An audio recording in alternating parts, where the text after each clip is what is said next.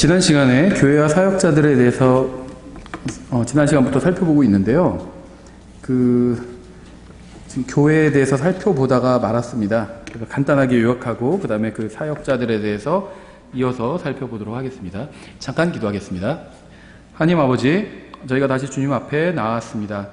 주님의 말씀을 저희가 바르게 이해할 수 있도록 도와주시고 단순히 머리로만 아는 것이 아니라 주님께서 말씀을 통해서 저희를 인도해 주시는 길로 저희가 매일 따라 걸을 수 있도록 도와주시기 원합니다. 예수님의 이름으로 기도드렸습니다. 아멘. 저희가 교회에 대해서 살펴보면서요, 교회의 목적을 간단하게 봤었죠. 첫 번째는 복음 전파였고요. 두 번째는 성경을 가르치는 것, 또 침례를 주는 것, 성경을 가르치는 것이 교회의 목적이었고요. 세 번째 목적은요, 하나님의 말씀을 전하는 겁니다. 말씀을 전해야 된다는 그런 내용은 성경에 많이 나오죠.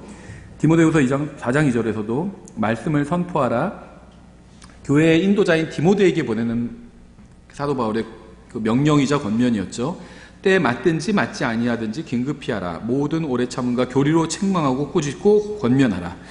교리를 가르쳐야 됩니다. 교회에서. 한국 교회에서는 교리가 많이 사라져 버렸어요. 교리를 가르쳐야 됩니다. 이 교리가 진리를 모아놓은 게 교리라고 보시면 돼요. 그래서 성경은요, 사람들은 교리란 말을 부정적으로 쓰지만 성경에 보면 나쁜 교리가 있고 좋은 교리가 있죠. 그래서 성경적인 교리를 가르쳐야 됩니다. 그래야 사람들이 잘못된 교리에, 이단 교리에 속지 않아요. 사도행전 20장 7절부터도 교리를 가르치는 장면이 나오죠. 주의 첫날에 제자들이 빵을 떼려고 함께 오니 바울이 이튿날 떠나려고 준비한 채 그들에게 말씀을 선포하며 계속해서 한밤중까지 말을 하니라. 그들이 함께 모인 다락방에 많은 등불이 있었는데 유두고라 하는 어떤 젊은이가 창에 걸터 앉아 있다가 깊은 잠에 빠지니라. 바울이 오랫동안 말씀을 선포하며 그가 졸려서 맥을 잃고 3층 다락에서 떨어져 죽은 채 일으켜지니라. 바울이 내려가서 그 위에 엎드려 그를 껴안고 이르되 그의 생명이 그 속에 있으니 근심하지 말라 하고, 그러므로 그가 다시 올라가 빵을 떼고 먹고 오랫동안 곧 날이 셀 때까지 이야기하고 이처럼 떠나니라. 교리를 열심히 가르쳤습니다. 정말 밤을 샐 정도로 열심히 가르친 거죠. 우리에게도 이런 것이 필요합니다. 교회는 그리스도인이 하나님의 말씀으로 양육되는 곳이에요. 그러니까 기본적으로 하나님의 말씀을 가르치는 곳입니다. 여러분이 정기적으로 출석하지 않는다면 성경에 필요한 영양분을 공급받지 못할 수 있죠. 교회로 모이는 이유는요, 선포되는 말씀을 통해서 교회가 진리의 지식 안에서 성장해서 하나님 앞에서 바르게 서게 하기 위해서 말씀을 가르치는 거죠. 그래서 에베소서 4장에서도 이렇게 말씀하고 있어요. 그분께서 더러는 사도로, 더러는 대언자로, 더러는 복음 전도자로, 더러는 목사 겸 교사로 주셨으니 이것은 성도들을 완전하게 하고 섬기는 일을 하게 하며 그리스도의 몸을 세우게 하려 하심이라. 마침내 우리가 다 믿음과 하나님의 아들을 아는 것에서 하나가 되어 완전한 사람에 이르고 그리스도의 충만하심에 장성한 분량에까지 이르리니 이것은 우리가 이제부터 더 이상 아이가 되지 아니하여 사람들의 속임수와 몰래 숨어서 속이려 하는 자들이 사용하는 간교한 술수로 말미암아 교리의 모든 바람에 이리저리 밀려다니지 아니하고 오직 사랑 안에서 진리를 말하며 모든 일에서 그분 안에 이르도록 성장하게 하려 함이라. 그분은 머리시니 곧 그리스도시니라. 그분으로부터 온 몸이 각 부분의 분량 안에서의 효력 있는 일에 따라 모든 마디가 공급하는 것에 의해 꼭 맞게 함께 결합되고 들어차서 몸을 자라게 하여 사랑 안에서 스스로를 세우느니라. 교회가 어떻게 서는지에 대한 말씀인데요. 말씀의 비중이 굉장히 큽니다. 교회는 말씀을 가르치는 곳이에요. 또 교리를 가르치는 곳이고, 그래서 이것을 간과하면 안 되고요. 또 우리가 교회를 선택할 때도 첫 번째 봐야 될 것은 말씀을 바르게 가르치는지를 봐야 된다고 말씀을 드렸잖아요.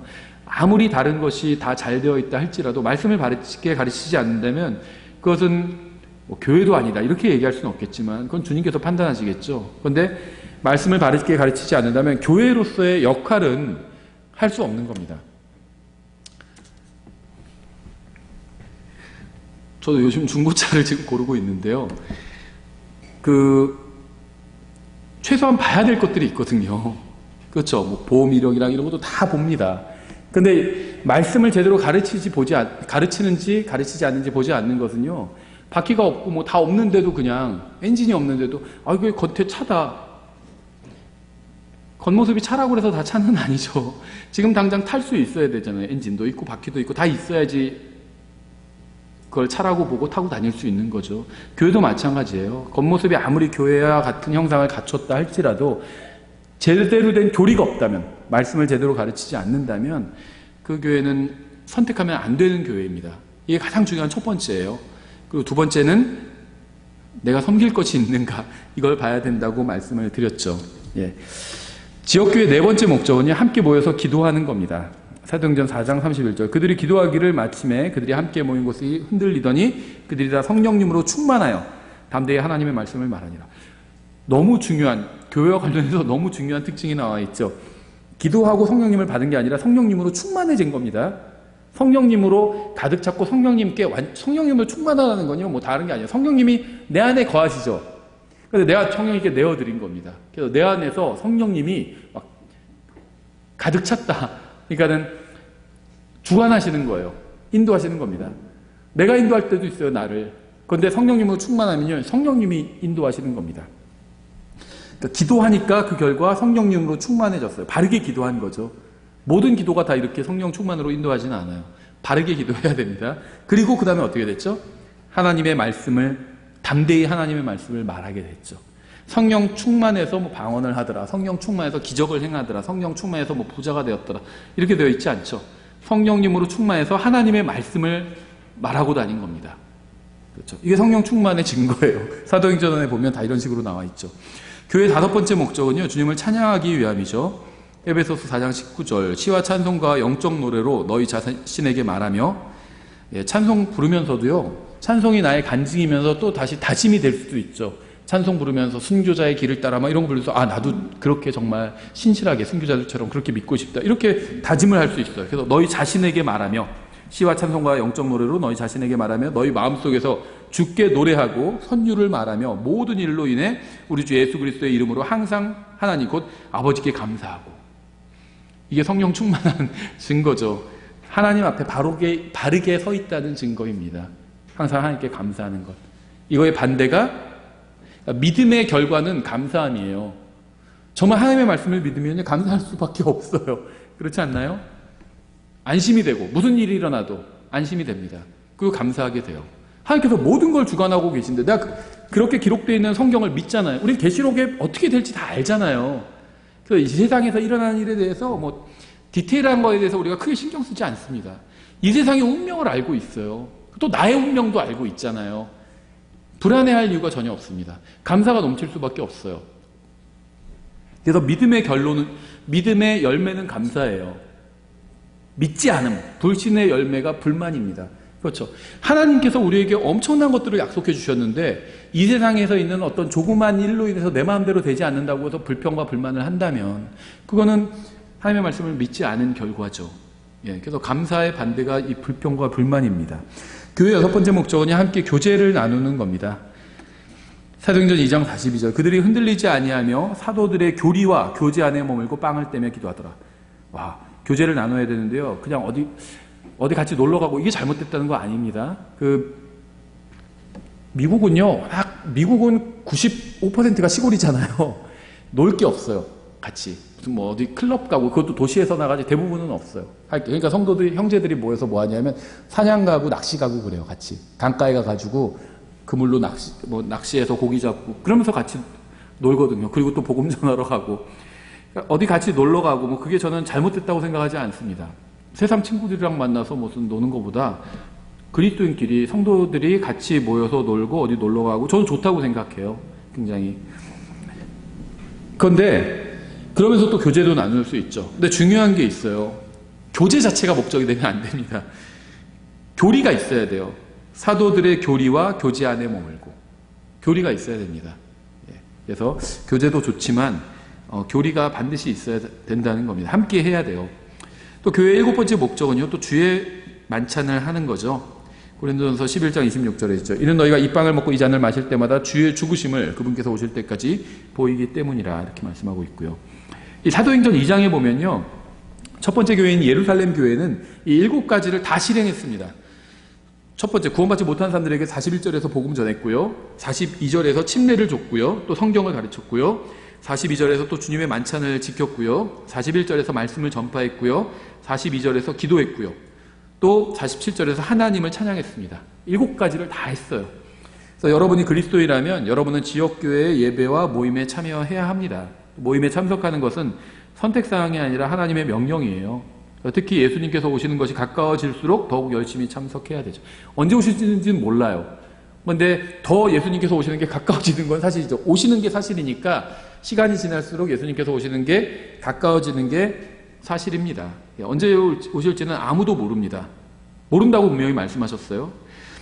히브리서 10장 25절, 어떤 사람들의 습관과 같이 우리 함께 모이는 일을 패하지 말고 서로 권면하되 그날이 다가옴을 너희가 볼수록 더욱 그리하자. 그래서 모이는 것 자체도 서로 권면해야 되고요. 이게 저는 약간 저한테는 어려워요. 그래서 제가 부탁드리고 싶은 건 여러분이 권면해 주시면 좋을 것 같아요. 왜냐하면요, 목사가 누가 안 나오시잖아요. 그럼 이제 전화를 할까 말까 이렇게 갈등할 때가 있거든요. 그러다가 어떤 거리가 있으면 이제 합니다. 뭐 얘기해야 될 게 있으면 그러면 이제 그걸 기회로 얘기를 해요. 그런데 교회 안 나오면 또 좀 나오시죠 이렇게 얘기하고 싶은데 그러면은 오해할까봐 무슨 뭐 영업하나 막 이렇게 오해할까봐 쉽지는 않아요. 그래서 그 다른 목사가 아닌 다른 사람이 하면 저는 이거는 훨씬 더 부드럽다고 생각을 합니다. 그래서 교회 나오는 거 이것도 서로 권면하고요. 또 교회 나와서 하는 일도 서로 권면하고 서로 지지해주고 서로 힘을 주는 거예요. 그래서 주님 오실 때까지 아무리 뛰어난 사람도 혼자 신앙생활을 할 수가 없습니다. 마치 우리가 그리스도의 한 몸에 속한 지체잖아요. 그래서 몸에서 어떤 한 부분만 팔만 멀쩡하다고 해도 다른 데가 아프면은 돌아다니지 못하는 거예요. 다리가 아프면 배가 아파도 못 돌아다녀요. 그렇죠. 머리가 아파도 못 돌아다녀요. 팔 하나 멀쩡해도 소용이 없다는 겁니다. 그래서 서로 권면하고 서로 힘을 주고 그러기 위해서 우리가 모이는 거예요. 서로 격려하고 그러기 위해서 모이는 겁니다. 그래서 가능하면 서로 격려하는 거, 저는 이게 가장 좋다고 생각합니다. 이렇게 권면도 필요한데요. 어떤 걸 책망하고 이런 건 정말 주의해야 합니다. 책망도 필요해요. 그런데 정말 기도도 하시고 미리 생각도 해보시고 충분히 생각해보고 난 후에 책망하는 게 좋아요. 가능하면 그러기 전에 먼저 기도하고 먼저 간증을 나누고 이런 것들부터 하는 게 좋습니다. 왜냐하면요, 책망이 필요하긴 한데 이거를 잘 받아들이는 사람이 적어요. 그러니까 이게 아이러니예요. 책망을 영적으로 성숙하지 않은 사람한테 해야 되는데 성숙하지 않은 사람은 잘 못 받아들여요. 이것을. 그 성숙한 사람한테는 사실 별로 필요가 없어요. 책망이. 제가 조언도 비슷하다고 말씀드렸죠. 조언이 어리석은 자는 무시하고 현명한 자에게는 필요 없다. 이런 말이 있거든요. 그래서 조언하는 것도 굉장히 쉽지 않습니다. 아주 지혜로워야 되고요. 저는 개인적으로 함부로 조언하진 않아요.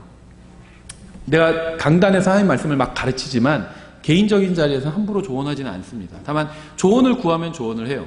저한테 미리 이거 어떻게 생각해서 어떻게 해야 될까요? 물어보면 저는 이제 거기 제가 아는 한에서 성경적으로 답을 해주고 조언을 해주려고 합니다. 목사라고 해서 함부로 조언하진 않아요. 왜냐하면 기분 나빠하더라고요. 내가 뭐 언제 물어봤나? 왜 나한테 저거 얘기하고 있지? 이렇게 생각하는 경우도 있고. 그래서 정말 조언은 기도를 많이 하고 해야 됩니다. 그에 비해서 격려는요, 저는 굉장히 가성비가 좋다고 생각합니다. 하기가 그렇게 어렵지도 않고요. 그 다음에 상대방한테는 굉장히 힘이 돼요. 북돋아주고. 또 우리가 서로 저는 격려를 많이 해야 된다고 생각해요. 얼마나 힘들어요, 세상에서 살기가. 또 내가 세상에서 그리스도인으로서 하나님의 말씀을 믿는 이 믿음을 가지고 산다는 게 쉽지 않잖아요. 믿음으로 살려고 해서 중간에서 친구들이 막 유혹하기도 하고요. 그래서 서로 정말 격려가 필요해요. 우리가 서로를 격려하지 않으면 누가 격려를 해주겠어요? 하나님의 말씀대로 사는 것의 가치를 누가 알겠어요? 우리는 알잖아요. 그러니까 서로 격려해 줄 필요가 있어요. 그렇죠. 그래서 저도 정말 개인적으로 감사한 게요. 격려하시는 분들이 있어요. 뭐 목사님 설교로 뭐 힘이 많이 됐다고 그러고 저는 격려라고 생각합니다. 저에게 격려해 주는 거라고 생각하고 그런 분들한테 댓글 달리면 저도 격려 정말 감사합니다. 그렇게 얘기하거든요. 그런 게 서로 힘이 됩니다. 그래서 우리가 서로 계속 주님 오실 때까지 서로가 서로를 격려하면서 힘을 주면서 그렇게 이제 주님 오실 때까지 신앙생활을 해 나가야 되겠죠. 교회 사역자들에 대해서 좀 간단하게 살펴보겠습니다. 신약 성경에 의하면요, 교회에서 인도하는 일을 맡은 사람들이 있습니다. 두 사람이 모여서 교회를 시작하면 한 사람이 인도하는 일을 하고 다른 사람은 그를 돕는 일을 하면 됩니다. 내가 인도하는 사람 위치에 있지 않다. 그러면 나는 돕는 위치에 있구나 이렇게 생각하시면 돼요. 한 사람이 그렇다고 해서 인도하는 사람이 더 높고 돕는 위치에 있는 사람이 낮다 그런 얘기는 아니에요. 그냥 역할이 그렇게 되는 겁니다. 바퀴가 굴러가고 그다음에 전 자동차 잘 모르지만 그걸 축이 있고 그렇잖아요. 그럼 바퀴가 더 높고 무슨 축은 더 낮고 그런 거 아니잖아요. 돕는 거잖아요. 서로 잘 굴러가게. 가정도 마찬가지죠. 엄마가 더 똑똑한 경우도 많아요. 여자가 더 똑똑한 경우도 많습니다. 근데 머리는 인도자는 남편이죠. 아버지죠. 어머니는 돕는 일을 하는 거죠. 예, 그래서 교회에서는요. 둘 중에 하나예요. 인도하는 일을 하거나 아니면 돕는 일을 하거나 둘 중에 하나입니다. 하나님께서는 국가를 세우실 때도 특정한 사람을 국가를 인도하는 사람으로 세우시죠. 제사장 제도를 만드실 때도요. 특정한 사람을 제사장으로 세우셨습니다. 마찬가지로 교회를 세우실 때도 특정한 사람들이 교회를 인도하도록 하셨어요. 이 킹잼 성경을 믿는 독립침례교에서 자꾸 이 부분을 잘 인정을 안 하려는 것 같아요. 무슨 말이냐면요. 나는 사람을 따르지 않습니다. 난 하나님을 따릅니다. 맞아요. 맞는데 사도 바울이 나를 따르라고 했잖아요. 그럼 바울을 따르는 게 잘못된 건 아니잖아요. 그 신앙 앞에서 인도하는 사람들을 지켜보고 또 따라가야 되는 거거든요. 그렇죠. 그래서 하나님께서 사람을 세우셨다면 따르라고 세우셨다면 그 사람을 따르는 게 잘못된 건 아니라는 겁니다. 하나님께서 누군가를 성경을 가르치는 사람을 세우셨다면 그 사람한테 성경을 배우는 게 잘못된 건 아니라는 거예요. 마치 가정에 엄마 아빠가 있잖아요. 엄마 아빠가 아이들을 돌봐주고 인도해 줘야 되죠. 근데 아이가 너무 믿음이 좋아가지고 전 아버지 어머니 필요 없습니다. 저는 하나님만 보고 갑니다. 그래서 집 나간다면 그거는 문제아인 거죠. 필요해요. 어린 아이에겐. 하나님께서 주셨어요. 엄마 아빠를. 아이들을 돌보라고. 그렇죠. 그 엄마 아빠는 아이들을 돌볼 책임이 있고요. 육체적으로도 안전하게 지켜줄 책임이 있죠. 의무가 있죠. 아버지는 아이들을 안전하게 지켜줄 책임과 의무가 있고요. 또 영적으로도 부모는 아이들을 바른 사람으로, 어떤 게 바른 사람일까요? 구원받은 사람이 아니라 하나님을 사랑하는 사람이에요. 항상 기준을 낮게 잡지 마세요. 제가 오전 설교에서도 기준 낮추지 말라고 말씀드렸죠. 자꾸 기준을 낮춰요. 구원받으면 됐고 그걸로 만족해요. 그래서 배우자도 구원받은 사람. 근데 이제 독립침례에서는 더 넣어요. 킹잼 성경 믿는 사람 막 이런 거. 어떤 분은 전천년 믿는 사람 이런 것도 넣는 사람이 있어요. 그런 거 그렇게 하지 마세요.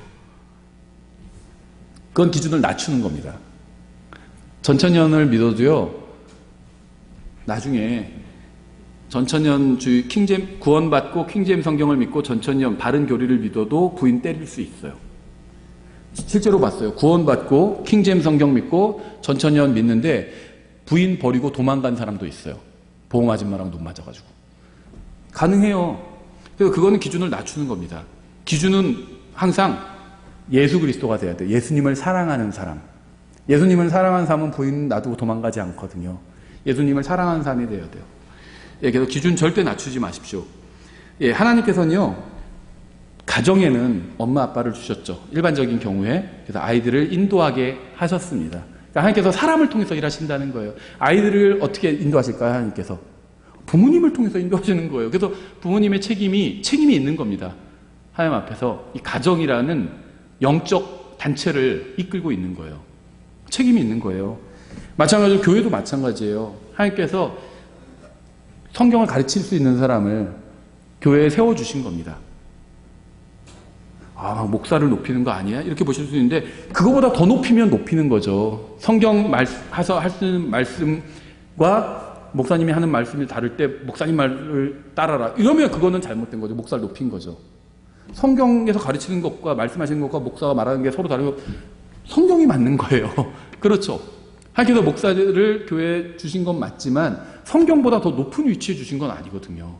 이 성경을 가르치는 일을 하게 해주신 거지 성경보다 더 위가 아니에요. 목사는. 그렇죠. 목사와 성경이 서로 하는 말이 다르고 항상 성경이 맞는 겁니다. 목사가 틀린 거고. 다만 하나님께서 주신 거예요. 교회에 인도하게 성경을 가르치게. 그래서 목회자를 통해서 성경을 배우는 게 잘못된 일이 아닙니다. 근데 그 목사님이 그래서 성경을 잘못 가르칠 수 있잖아요. 물론 그럴 수 있죠. 근데 계속 잘못 가르쳐요. 그럼 그 교회에서 떠나야 돼요. 성경을 계속 잘못 가르쳐. 사람이니까 실수할 수는 있죠. 근데 계속 잘못 가르쳐요. 그럼 거기서 떠나야 됩니다. 제대로 가르치는 교회를 찾아가면 돼요. 있어요, 그런 교회가. 찾아가면 되는 겁니다.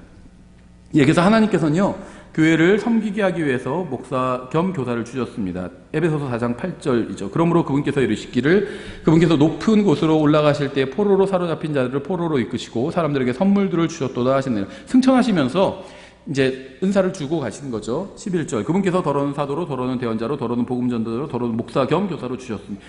목사라고 돼 있어요. 킹제임 성경에서 패스터라고 돼 있습니다.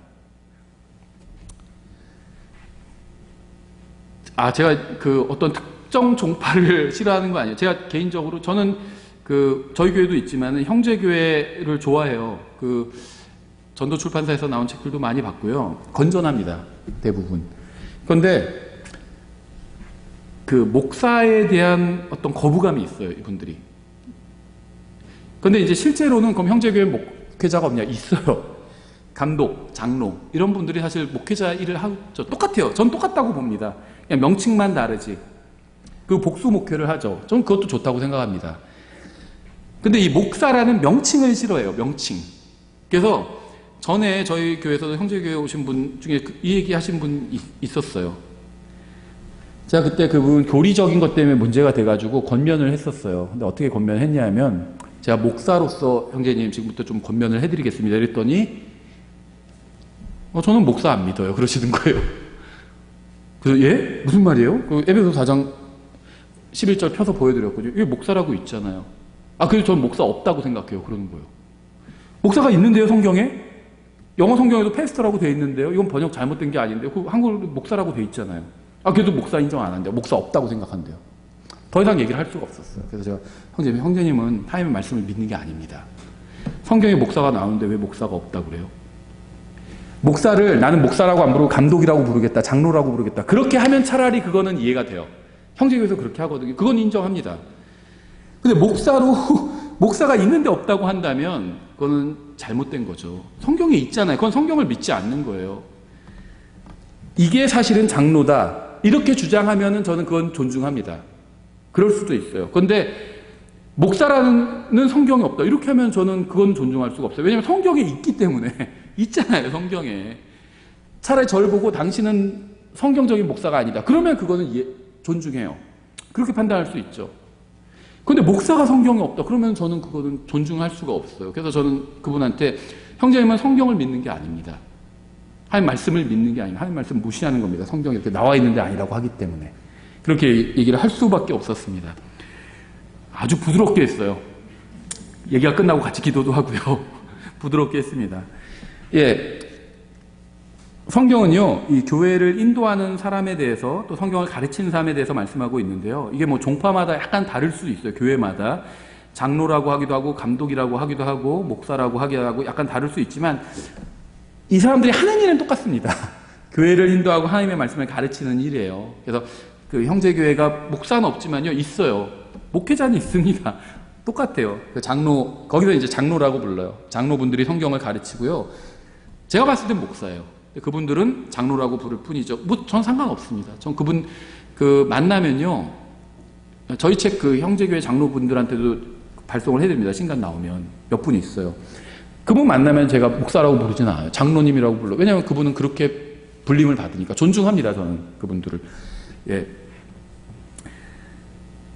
감독의 자격에 대해서 말씀하고 있어요. 교회 인도하는 사람. 디모데전서 3장 1절부터 7절이죠. 남자가 감독의 직분을 사모하면 선한 일을 사모한다는 이 말은 참된 말이로다. 그러므로 감독은 반드시 책망받을 것이 없으며 한 아내의 남편이며 깨어있으며 맑은 정신을 가지고 있으며 행실이 바르며 손님 대접하기를 힘쓰며 가르치는 재능이 있으며 자기를 술에 내주지 아니하며 구타하지 아니하며 더러운 이익을 탐내지 아니하며 오직 인내하며 말다툼하지 아니하며 탐욕을 부리지 아니하며 자기 집을 잘 다스려서 자기 자녀들을 모든 위험으로 복종시키는 자라야 할 것이며 남자가 자기 집을 다스릴 줄 알지 못하면 어찌 하나님의 교회를 돌볼 수 있으리요. 초신자는 아니 되나니 이것은 그가 교만으로 높아져서 마귀의 정죄에 빠지지 아니하게 하려 함이라. 또한 감독은 반드시 밖에 있는 자들로부터 좋은 평판을 받아야 하리니 이것은 그가 비방과 마귀의 올무에 빠지지 아니하게 하려 함이라. 하나하나 강의하진 않겠습니다. 이걸 저희가 디모데전서 공부를 했었죠. 하나하나 얘기하면요, 얘기할 거리가 굉장히 많아요. 초신자의 기준은 뭐냐? 보통 미국 교회에서는 한 5년 구원받은 지 5년 이내 초신자라고 봐요.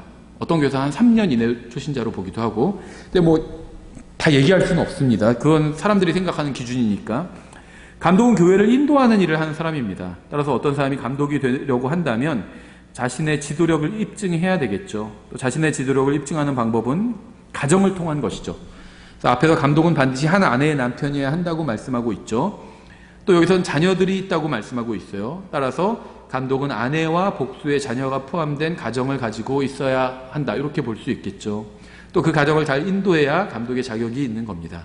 그래서 감독은 자신의 가정을 잘 인도하는 걸 통해서 자신이 교회를 인도할 지도력이 있다는 사실을 입증하는 거죠. 근데 여기서 주의하실 것이 다스린다라는 이 룰이라는 표현이 나오는데요. 이거는 그 같은 절에서 이 다스린다는 말의 의미가 무엇인지 정의해주고 있어요. 다스리는 자라고 하면서 돌보는 것이라고 말씀하고 있거든요. 이 룰이라는 말의 의미는 take care of입니다. 돌봐주는 거예요. 따라서 하나님의 집인 교회를 잘 인도하고 돌볼 사람은 반드시 가정도 잘 인도하고 돌보는 사람이어야 합니다. 감독의 직분을 사모하는 사람은 자신의 가정을 잘 인도하고 돌봄으로 자신의 교회를 잘 인도하고 돌볼 수 있는 지도력을 가지고 있다는 사실을 입증할 수 있어요. 이단들 중에 저는 이게 이해가 안 가요. 이단들 그 인도하는 교주 뭐 거기서 목사라고 하니까 그 이단들 목사들 중에 가정이 파탄난 사람들이 있는데요. 다 알아요. 성도들도. 무슨 말이냐면 부인이랑은 별거하고 제가 지금 하나만 얘기하는 거 아니에요. 혹시 내가 아는 거기 말하는 건가? 2개 이상 있어요. 우리 위에도 있어요. 근데 부인이랑은 별거하고 다른 여자랑 살아요. 그 교회에 나와서 설교를 해요. 성도들도 다 알아요. 부인이랑 별거하고 다른 여자랑 살면서 교회 와서 매주 설교한다고 다 알아요. 그런데도 거기 다녀요. 제 상식으로 아무리 생각해봐도 이해가 안 돼요. 그렇지 않나요? 부인이랑 따로 살고 제가 다른 여자랑 살면서 교회 나와서 설교하면 들을 사람이 있을까요? 건전한 생각을 가진 사람이라면 거기에서 그거 듣고 있어야 될까요? 저는 이해가 안 가요. 명백하게 성경에서 말씀하시는 걸 어기고 있는 거죠. 예. 그런 이단들이 하나가 아니에요. 복수예요. 여러 개가 있어요. 사람은 또 몇십만이 모여요. 이해가 안 됩니다. 예, 감독의 직분을 사모하는 사람은 자신의 가정을 잘 인도하고 돌보는 사람이어야 합니다. 집사들에 대한 자격도 비슷합니다. 집사들도요, 영적인 직분이에요. 영적인 직분이에요. 이 교회의 어떤 행정을 처리한다고 해서 영적이지 않은 사람한테 그것만이면 그냥 다른 데서 사람 사서 해도 돼요. 예, 영적인 일을 다루는 겁니다.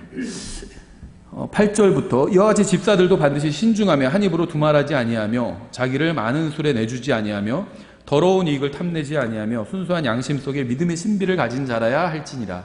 이 사람들도 먼저 시험해보고, 일단은 어떤 사람을 그냥 집사로 세우는 것이 아니라 그 사람이 집사의 일을 하고 있으면 하는 것 같다. 그러면 세울 수 있는 겁니다. 근데 목회자도 마찬가지예요. 어떤 사람을 딱 갑자기 세우면은 그 사람이 갑자기 막 설교를 할 수 있는 능력을 받는 게 아니라 시험해 보는 거예요. 그래서 만약에 내가 나는 말씀의 사역자가 되고 싶다 한다면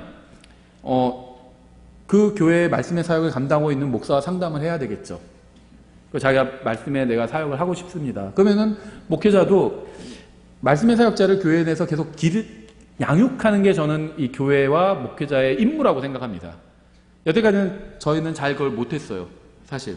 그러니까는 그 교회가 하나님 말씀을 가르치는 일을 잘해야 되는데 그것만 잘하면 되는 것이 아니라 말씀의 사역자를 양육해야 돼요. 근데 이게 대단히 어려워요. 그래서 뭐 아시는지 모르겠지만 하여튼 실패를 했어요. 몇 번 저희 교회에서는. 근데 저한테는 이게 기도 제목이고요. 또 여러분에게도 기도 부탁을 드립니다. 말씀의 사역자가 계속 나와야 돼요. 너무 많이 지금 모자라요. 그런데 말씀의 사역자를 양육해야 되는데 본인이 내가 말씀의 어떤 사역자가 되고 싶다 사모하는 마음이 있고 또 내가 은사가 있는 것 같다 이렇게 생각한다면 이제 상담을 할 수 있겠죠. 그럼 이제 목회자는 기회를 줘야 돼요. 그럼 먼저 주일학교에서 기회를 줄 수도 있겠죠. 그리고 또 강단에서 또 기회를 줄 수도 있겠죠. 기회를 줘야 됩니다. 그러면은 이제 성도들이 듣고 판단하게 됩니다. 저 형제는 은사가 있구나. 판단하게 돼요. 그러니까 떡잎을 알아보게 된다는 겁니다. 왜냐면요, 이 확신이라는 것이 저는 이제 어렸을 때부터 구원받고 나서 말씀의 사역자가 되려는 마음이 있었거든요. 저 자신은 이제 은사가 있다고 생각을 했어요. 그런데 감사하게도 기회가 생겼고요. 말씀을 전할 수 있는 20대 초반부터. 그리고 그 기회를 얻게 돼서 교회에서 말씀을 전했고, 또 다른 분들이 인증을 해줬어요. 아, 말씀의 은사가 있는 것 같다, 이렇게. 그러니까는 내 안에도 성령님께서 계신데 다른 성도들 안에도 성령님께서 계시잖아요. 이 판단이 동일해야 됩니다. 그래야지 우리가 신뢰할 수 있어요. 서로 다른 판단이 나온다면 내 안에 계신 성령님은 내가 은사가 있다고 하는데 저쪽 안에 계신 성령님은 은사가 없다고 한다면 이거는 둘 중에 하나는 틀린 거죠. 그런데 나는 그렇게 생각하는데 10명, 20명, 100명이 다 형제는 은사가 없어 이렇게 얘기한다면 내가 잘못 분별했을 확률이 크죠. 그래서 인증을 받아야 돼요. 인증을. 어떻게? 성도들을 통해서, 성도들 안에 계신 성령님을 통해서 인증을 받아야 됩니다. 그래서 말씀을 선포할 기회를 줬더니 은사가 있는 것 같다. 아직은 조금 부족하지만 그래도 잘 다듬어지면 정말 훌륭한 사역자가 될 수 있을 것 같다. 이렇게 판단할 수 있거든요.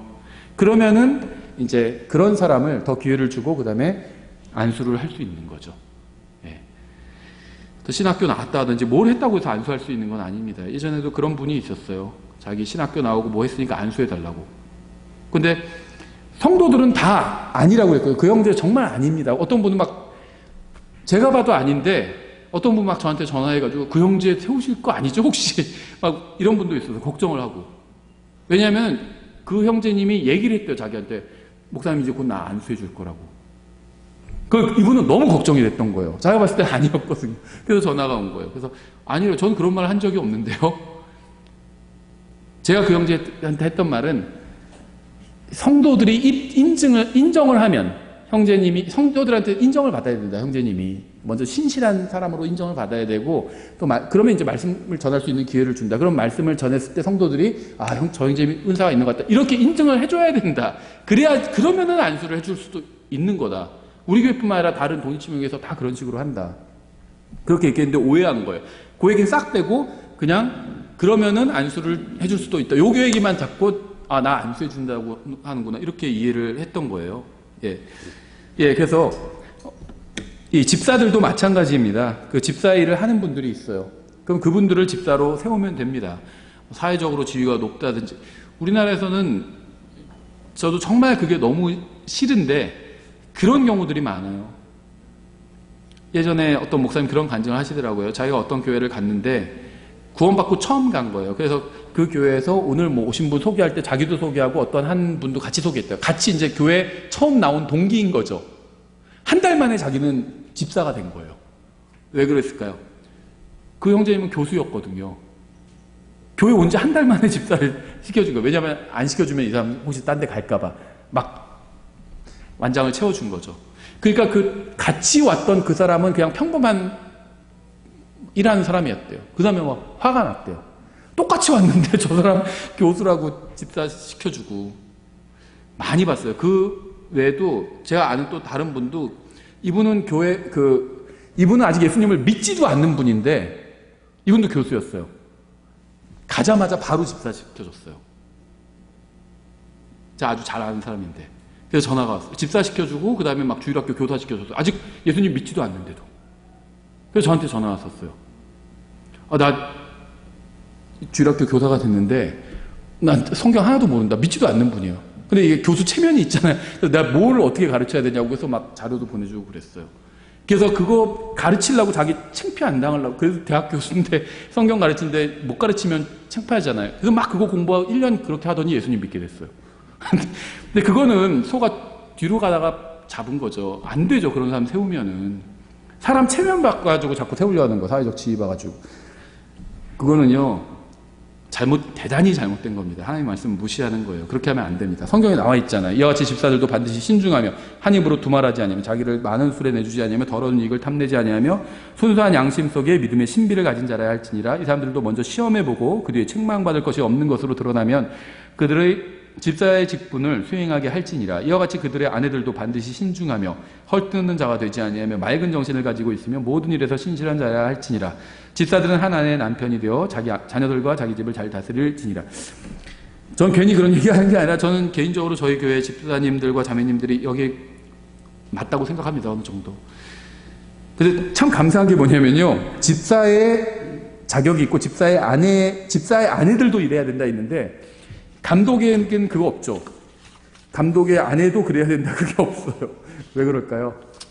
뭐 우리가 다 얘기할 수는 없겠지만은, 어쨌든 간에 성경에선 집사도 감독과 마찬가지로 자격이 있습니다. 그래서 집사도 한 아내의 남편이 되어야 되고요. 성경에 의하면 여집사는 존재할 수가 없죠. 한 아내의 남편이 되어야 되니까. 또한 집사들은 자기 자녀들을 잘 다스려야 됩니다. 그래서 집사는 모든 사람의 아이를 잘 다스려야 되는 게 아니에요. 자기 자녀만 잘 다스리면 됩니다. 그리고 자신의 집을 잘 다스려야 합니다. 다스린다는 것은 앞에서 본 것처럼 돌본다는 겁니다. 돌보지 않는 사람은 집사로 세울 수 없어요. 가정을 돌보지 않는 사람. 일도 안 하고 뭐 어디, 제가 예전에 알던 사람도요, 어떤 분 집사라고 하는데 일도 안 하고 어디 데모만 하러 다녀요. 집에 돈을 안 갖다 줘요. 그런 사람은 집사로 세우면 안 돼요. 뭐 어떤 종류의 데모를 하는지는 모르지만 뭐 그걸 다 불문하고 안 됩니다. 절대. 돌본다는 것은요, 영적으로, 재정적으로, 감정적으로, 육체적으로 돌보는 겁니다. 아이를 안전하게 지켜주고요. 그렇죠. 또 재정적으로도 돌보고요, 영적으로도 돌보고요. 디도서 문맥을 좀 보겠습니다. 성경에 의하면 한 사람이 지역교회를 인도하는 게 아니라 여러 사람이 교회를 인도하는 게 사실 이상적이에요. 사도 바울은 다른 사도들이 세운 교회를 위해서 수고했습니다. 바울은 복음을 전하고 교회를 세우고 나서 그 교회에서 가르치는 은사가 있는 사람을 목사로 세웠습니다. 에베소서에서는 디모데를 목사로 세웠고요. 크레테 섬에서는 디도를 목사로 세웠죠. 이것에 관해서 성령님께서는 사도 바울을 통해서 주신 원칙을 말씀해 주셨는데요. 크레테 섬에서 목사의 일을 하도록 한 디도에게 바울이 이렇게 편지를 했죠. 디도서 1장에서 내가 너를 크레테에 남겨둔 목적은 내가 부족한 것들을 바로잡고 또 내가 너를 세운 것, appointed인데요, 영어로는. 내가 너를 세운 것 같이 각 도시에서 장로들을 임명하게, 오데인하게 하려 함이라. 이렇게 말씀하고 있어요. 디도는 어떻게 크레테 교회의 목사가 되었을까요? 크레테의 교회를 세운 사도 바울이 디도를 목사로 지정해서 세운 겁니다. 성경은 디도를 목사로 세우기 위해서 성도들이 투표를 했다고 하지 않아요. 예전에 제가 다니던 독립침례교회에서도요, 예전에는 다 투표를 했는데 이 투표는 비성경적인 거예요. 왜 그러냐면 교회는 어떤 국가는 다양한 사람들로 이루어진 하나의 단체잖아요. 투표를 할 수밖에 없어요. 저는 뭐 투표가 잘못됐다 이런 말을 하는 거 아닙니다. 투표로 결정할 수밖에 없어요. 다수결 따르는 게 그나마 분쟁을 줄이는 가장 나은 방법이죠. 투표를 해야 돼요, 국가에서는. 근데 교회는 그렇지 않다는 겁니다. 왜냐하면 교회의 원리는요, 가정과 같아요. 가정에서 투표하지 않잖아요. 엄마 아빠가 상의해서 결정하는 겁니다. 아빠가 가정의 머리예요. 아빠가 하자는 대로 어디 이사 가자면 가는 겁니다. 그렇죠. 엄마는 또 돕는 거예요, 그걸. 그러면 이제 돕는다는 게 짐 싸는 것만 돕는다 이런 말이 아니라 같이 상의하는 거죠. 저기는 뭐가 또 어떻고 정보를 줄 수도 있어요. 그럼 판단할 수 있는 겁니다. 아이들과 같이 투표하는 게 아니에요. 저희들 아이들과 같이 투표하면요, 지금 아이들 표가 더 많아요. 3표예요. 그러면은 무슨 저녁에 항상 무슨 사탕, 캔디 이런 거 될 수도 있어요. 그래서 아이들과 투표하면 안 돼. 교회에서 투표하잖아요. 그러면 예배 시간 말씀 줄이고 같이 어디 놀러 가자 그러고 이런 것만 들어요. 분명히 말씀드리면 저는 어디 놀러 가는 거 싫어하는 사람이 아니에요. 좋아합니다. 그게 좋다고 생각해요. 같이 어디 가고 성도들끼리, 안 믿는 사람이랑 가는 것보다 믿는 사람들끼리 같이 가면 얼마나 좋아요. 교제도 나눌 수 있고 간증도 나눌 수 있고. 그런데 주객이 전도되면 안 된다는 거예요. 교회로 모인 목적이 하나님 말씀을 배우고 전하기 위해서 모이는 거잖아요. 그래서 가정에서 투표하지 않는 것처럼 교회에서도 투표하는 건 아닙니다. 그건 성경적인 건 아니에요. 민주주의가 최선의 것이라고 생각하지만 사람들은 사실 전혀 그렇지 않습니다. 어떤 면에 있어서는 민주주의가 최악이 될 수도 있어요. 우리나라가 민주주의 국가이긴 하지만 그것이 최선은 아니라는 겁니다. 이 민주주의 체계에서는 다수가 지도자를 선출합니다. 그런데 교회는 그렇진 않아요. 크레테 교회 성도들이 투표를 해서 디도를 목사로 세운 게 아니라 사도 바울이 그를 지정해서 목사로 세운 겁니다. 세상에서 투표를 통해서 지도자를 선출하는 것은 어쩔 수 없는 일이지만 교회에서는 그렇게 해서는 안 돼요. 세상 한번 선거를 생각해 보세요. 가정을 파멸로 이끈 알코올 중독자도 한 표를 행사하죠. 그렇죠. 사회에 유익을 끼치는 훌륭한 사람도 한 표를 행사합니다. 아주 훌륭한 사람들이 있어요. 그렇죠. 열심히 일해서 여러 사람들이 먹고 살게 하는 아주 훌륭한 사람들도 있어요. 정직하게 일하고. 그런 사람이 있고 사기만 치고 이런 사람도 있어요. 훌륭한 사람도 한 표, 사기꾼도 한 표. 이게 선거 시스템이에요. 그래서 문제가 있다는 겁니다. 바람 피우고 아내를 때리고 아이들을 학대하고 이런 사람도 한 표를 행사하고요. 아이들을 신실하게 양육하고 가정에 충실한 훌륭한 남자도 한 표를 행사합니다. 이것을 두고 최선의 시스템이라고 할 수는 없다는 겁니다. 성경에 나오지도 않아요. 성경에는 제비를 뽑았던 건 나와요. 구약에. 하나님의 말씀이 없는 상황에서 하나님의 뜻을 구하는 어떤 최선의 방법처럼 보이죠. 제비 뽑는 것과 선거, 투표는 달라요. 완전히 시스템이 다릅니다. 지금 대통령 우리가 투표로 뽑았지 제비 뽑아서 뽑은 거 아니에요. 그렇죠? 문제는 이런 선거 방식을 교회에도 그대로 가져온다는 겁니다. 하나님을 사랑하고 신실하게 주님을 섬기는 사람도 한 표를 행사하고요. 세상적이고 육신적이고 지금 가끔가다 교회에 나오는 사람도 한 표를 행사한다고 생각해 보세요. 예전에요. 제가 있던 교회에서 문서사역을 할 것인가 말 것인가 결정을 해야 하는데 투표로 했어요. 그 소식을 듣고 문서사역을 싫어하는 사람이 있어요. 그 사람이 1년 만에 교회에 나와서 반대표 던지고 다시 나갔어요. 뭐하러 투표해요? 의미 없다는 겁니다. 투표를. 예. 그래서 하나님께서는 결코 자신의 일을 이런 식으로 하지는 않으십니다. 교회에 참여도 제대로 하지 않는 사람이 교회의 일을 결정하는 것은 하나님의 방법이 아니에요. 예, 그런 사람이 집사를 선출한다면 과연 어떤 사람을 뽑을까요? 그래서 육신적인 사람이 투표권을 행사해서 영적인 일을 할 사람을 선출하는 것은 이건 하나님의 방법이 아닙니다. 예, 그래서 교회에서는요, 하나님께서 사람을 세우시고 그걸 성도들이 알아볼 수 있게 해주십니다. 마치 누군가 구원 받잖아요. 그럼 구원은 하나님께서 그 사람 안에서 해주신 일이잖아요. 그 사람이 마음으로 믿었을 때 그 사람을 구원해 주셔서 다시 그 사람 안에서 새로 태어나게 하시고 그 사람 안에서 일어나는 일인데 우리가 안에서 일어나는 일은 볼 수 없잖아요. 근데 결국 사람들이 알게 해주시거든요. 무엇을 통해서? 일단 그 사람의 말을 통해서. 그렇죠. 그리고 행동과 삶을 보니까 구원받은 사람에 합당하게 살아요. 예전에 정말 죄 짓던 거 다 청산해버리고 합당하게 살아요. 그러면 다 알죠.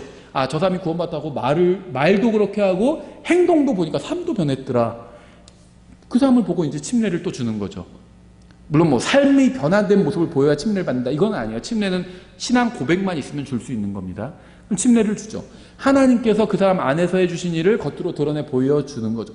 마찬가지입니다. 교회에서 어떤 사람들을 세우거나 하는 것도 집사, 목사뿐만 아니라 어떤 그 외에 여러 가지 리더들이 있죠. 세우는 것도 하나님께서 그 사람 안에서 일하시는 걸 보여주십니다.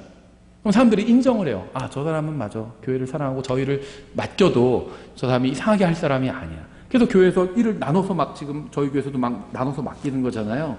보고 맡기는 거예요. 아무한테나 그냥 맡기는 게 아니라 어느 정도는 무슨 몇십 년간 입증할 수는 없죠. 어느 정도 입증을 한 겁니다. 이 일을 맡겨도 그 사람이 잘하겠다, 신실하게 하겠다. 정말 무슨 이게 겉으로 보기엔 영적인 일처럼 보이지 않아도 그 사람이 정말 주님을 섬기는 마음으로 그렇게 하겠다. 영적인 자도. 그런 사람한테 교회의 어떤 일들을 맡기는 거거든요. 예, 그래서 어떤 투표로 선출하지는 않는다는 겁니다. 이런 것들이 다 잘못됐다고 내가 봤을 땐 이 교회는 잘못됐다. 이상한 사람들 자꾸 생기고 이상하게 한다. 그럼 간단해요. 그 교회를 떠나면 돼요. 바꿀 수 없으면 떠나면 됩니다. 현실적으로는요. 바꿀 수 있으면 바꾸면 좋은데 바꾸는 게 대단히 어려워요. 어떤 교회에서 목사가 엉터리 성경 가르치는 목사들이 있어요. 그럼 가장 이상적인 건 그 목사를 쫓아내버려야 돼요. 근데 현실적으로는요. 목사를 쫓아내기가 저도 목사지만 대단히 어려워요. 그러면요, 그냥 떠나는 겁니다, 그 교회를. 그래서 하나님의 인도를 구하고 다시 제대로 성경을 가르치는 교회와 목사를 만나게 해주십시오. 제가 거기서 정말 열심히 섬기겠습니다 하고 떠나면 돼요. 있어요. 하나님께서 자신의 교회를 성경만 보존하시는 것이 아니라 자신의 교회도 보존해 주시거든요, 하나님께서. 많지는 않죠. 하지만 있습니다. 그래서 그런 교회로 떠나면 되는 겁니다. 예, 그렇게 복잡한 문제가 아니라는 거예요. 거기서 떠나면은 무슨 내가 믿음을 타협하거나 아니면 내준 것으로 이렇게 여기시는 분들도 있는데 전혀 그렇지 않아요. 어떤 교회가 잘못됐다고 입증이 된다면 하나님께서 내 안에 말씀을 통해서 그 교회가 잘못됐다는 깨달음을 주신다면 거기서 떠나는 겁니다. 대표적인 게 아까 제가 말씀드린 그런 교회죠. 아무리 목사가 설교를 잘하는 것처럼 보여도 아니 부인인데 딴 여자랑 같이 막 동거하면서 교회에 나오면 그건 잘못된 거죠. 그건 설교가 문제가 아니에요. 떠나야 되죠. 예. 쫓아내려고 하는데 안 돼요. 그게 막 다른 사람들은 다 반대요. 그래도 우리 목사님 말씀에 구원의 역사가 일어나고 말씀 잘 전하시잖아 이러면서 반대해요. 그럼 못 쫓아내요. 그 목사를. 그러면 떠나면 되는 겁니다. 어려운 문제가 아니에요. 굉장히 어려워하시는 분들이 있어요. 어떤 분은 목회자가 그래가지고 떠나고 싶은데 몇 년 전에 저희 교회 한번 오신 적이 있어요. 그런 교회에 속한 분이 오셨는데 연세도 지긋하게 드신 분이에요. 60세 정도 되신 분이고. 그래서 그 교회에 다니고 있고 목회자 문제가 너무 많고 막 사생활도 지저분하고 그런데 고민이에요. 그러시길래 뭐가 고민이에요? 거기 떠나시면 되잖아요. 그랬거든요. 그랬더니 그래도 구원의 역사가 일어나거든요. 그러시는 거예요. 그래서 구원의 역사는요. 복음을 전하면 구원받을 수 있어요. 뭐 대단한 일이긴 한데 대단한 일은 아니에요. 성경에서 마귀 들린 여자도 사도행전에서 막 사도 바울 보면서 막 이분이 제대로 된 복음 전한다 막 입증해주고 다녔잖아요. 누구든지 복음 전하면 구원받게 됩니다. 왜냐하면 하나님께서 그 복음을 통해서 일하시니까. 그래서 형제님이 거길 떠나서 형제님이 열심히 복음 전하시면 형제님 통해서 구원의 역사가 일어날 수 있어요. 형제님이 가서 어느 교회 가서 거기서 또 복음 열심히 전하시면 거기서 구원의 역사 일어날 수 있습니다. 잘못된 데서 떠나시는 게 하나님의 뜻이에요. 그렇게 말씀을 드렸는데 안 떠나시더라고요. 복음의 역사가 있는데 그래도 그러면서 자기 기준이죠. 성경 어디서 복음의 역사가 있으면 뭐 괜찮다고 한 적이 어디 있어요. 기준을 낮춘 겁니다. 그거는. 복음 전해야 돼요. 그럼 성령님께서 우리가 우리 자신을 내어들어서 복음을 전하면 성령님께서 일하실 겁니다. 근데 복음의 역사가 일어나면 괜찮다. 이거는 기준을 낮춘 거예요.